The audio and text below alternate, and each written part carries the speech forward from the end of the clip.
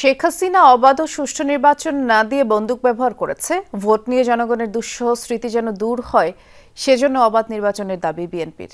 কথা বলেছেন দলটির সিনিয়র যুগ্ম মহাসচিব রুহুল কবির রিজভী।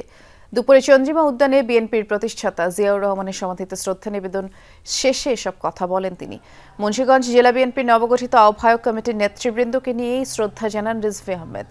সংস্কার এটি চলমান প্রক্রিয়া উল্লেখ করে রিজভী বলেছেন, বিএনপি সংস্কারের বিরোধী নয়, তবে সংস্কারের নামে নির্বাচনের জন্য যুগ যুগ অপেক্ষা করা চলবে না।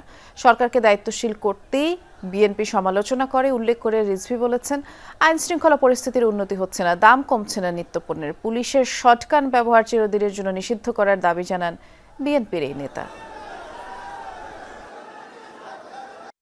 অবাধ সুষ্ঠু নির্বাচন, বিচার বিভাগের স্বাধীনতা, আইনের শাসন আমাদেরকে নিশ্চিত করতে হবে।